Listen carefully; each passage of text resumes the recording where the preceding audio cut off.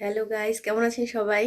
আমি তো আল্লাহর রহমতে ভালো আছি। তো আমার এই যে বাম পাশটা ব্যথা, আমি এমন করতে পারি না, এমনও করতে পারি না, প্রচণ্ড ব্যথা।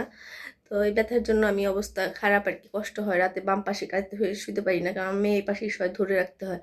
অনেক কষ্টে আছি কয়েকটা দিন। যাই হোক, তারপরে কষ্ট তো করতেই হবে, কাজ কষ্টের মধ্যে। তো আজকে আমি আপনাদেরকে কী করবো আজকে একটু দেখাই, কারণ অসুস্থ শরীর নিয়ে দেখা যায় অনেক কিছু চাইলেও মন চাইলেও করা হয় না। তো যেটুকু করতে পারবো আমি দেখাচ্ছি।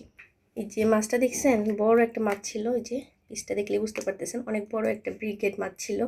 তো হয়তো বাজার করছিলাম তখন দেখছিলেন। ওই তো ব্রিগেড মাছটা ভুনা করব। ওই যে ধনিয়া পাতা, টমেটো, পেঁয়াজ, কাঁচামরিচ এগুলোর জন্য কেটে নিয়েছি।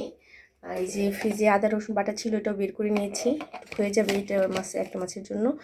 আর এখানে যে দেখলেন পালং শাক, মাত্রই নিয়ে আসলাম। পালং শাকটা এখনও কাটবো, নিচে গেছিলাম, নিচ থেকে নিয়ে আসলাম।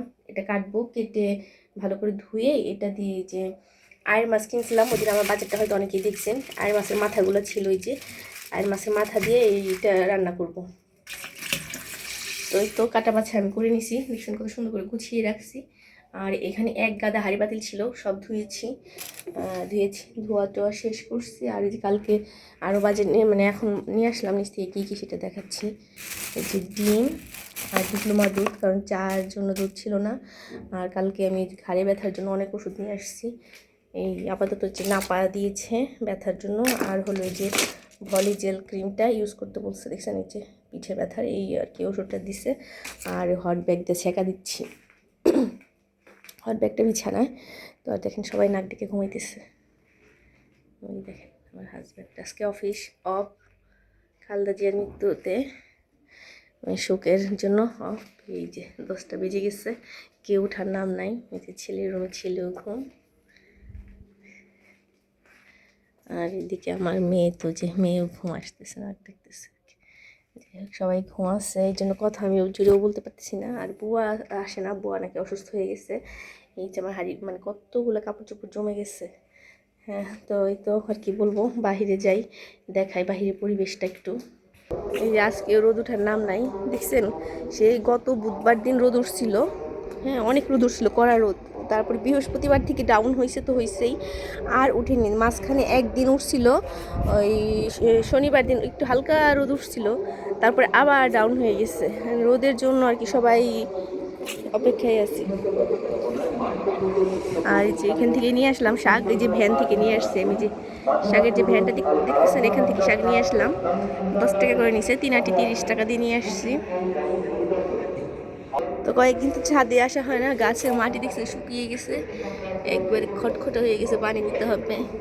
মানে আসি ছাদে একটু ভিডিও করার জন্য, কিন্তু নর্মালি এমনি আসা হয় না যে পানি টানি দিব, এর জন্য আর আসি না। তো তো গাছের অবস্থা বেশি ভালো নাই, ঠান্ডায় জমে গেছে গাছগুলা, এই অবস্থা আর কি। আমি আর একটা জিনিস দেখাই, এই গাছটা অনেকের বাসায় বা আমি অনলাইনে অনেকে দেখছি এত সুন্দর হয়, মানে গ্রিন কালার হয়। আমারটা কেমন হলদে হয়ে গেছে, পচে গেছে একেবারে পাতাগুলা। বুঝতেছি না কেন হচ্ছে, এটা কি মাটি চেঞ্জ করে দিব, মাটিতে দিব নাকি সাকুলেন্ট সয়েলের দেওয়ার জন্য এরকম হয়েছে। আবার মাটিতে দিলেও পচে যায়। দেখি আজকে যদি পারি, এটা সম্ভবত আছে, ট্রাই করে দিব। ওইটাই শুধু একটা করব। এই যে এটাও দেখছেন কেমন লাল লাল হয়ে গেছে। কষ্ট করে গাছ লাগাই, গাছ যদি না হয়। আর এই যে চুইঝাল গাছটা হলুদ হয়ে পড়ে যাচ্ছে, হলুদ হয়ে মরে যাচ্ছে, এটা কি বাড়িতে পাঠিয়ে দিলেই ভালো হবে মনে হয়। দেখি 2-3টা চারা করবো না, চারা করে বাড়িতে পাঠিয়ে দিব, না এখানে হবে না ঢাকায়। তো এই তো আপনাদের সাথে শেয়ার করলাম এগুলোই, আমার যা আছে এটি শেয়ার করি। তো আর কী বলবো, সবাই ভালো থাকবেন, আর আমার জন্য বেশি বেশি লাইক করবেন, সাবস্ক্রাইব করবেন, কমেন্ট করবেন, এতেই আমি অনেক খুশি হয়ে যাব। হ্যাঁ, আর এই দেখেন কি সুন্দর সিম ধরতেছে, আমি আশাও করি না এই গাছটাতে সিম আসবে। যত্ন ছাড়া অবহেলায় একটা গাছ, চিন্তা করছি একটা গাছ কি হবে, তাও যে কয়টা হয় মানে এটাই আর শান্তি হবে। আর এখানে যে মূলার শাক কেটে ফেলে দিছিলাম, সেখান থেকে মূলার পাতা হয়েছে। যাই হোক, একটু ভালো লাগতেছে আর কি দেখতে। আর লাউ গাছটা হচ্ছে, তো যাই হোক, সবগুলো পাতা একদিন নিয়ে একটা তরকারি রান্না মানে একটা ভাজি টাজি করলে একটা টেস্টি হবে, যে নিজের গাছে। তো এটা করবো একদিন, তো যেদিন করবো সেদিন ইনশাল্লাহ দেখাবো। আর এখানে দেখেন আমার বিলাতি ধনিয়া গাছে পাতা প্রচুর হয়ে আসছে, যে হয়ে গেছে। আবার এই যে এটার মধ্যে বীজ আছে, এগুলো পরে আর একাই হয়। আমি কিন্তু লাগাই, এইটা শুধু লাগিয়েছিলাম, কারণ এটা বড়ো গাছ ছিল, এটা কটা লাগাইছি, পরে দেখি একাই হচ্ছে। দেখেন কত হয়েছে, যে একটা মরিচের চারা হয়েছে, দেখি এটা অন্য কোথাও দিলে হয়তো ভালো হবে। তো সবাই ভালো থাকবেন, টাটা বাই বাই। ভিডিওটি কেমন লাগলো জানাবেন, আর বেশি বেশি লাইক করবেন, সাবস্ক্রাইব করবেন। এই তো আপনাদের কাছে এটাই চাওয়া। তো সবাই ভালো থাকেন, আল্লাহ হাফেজ।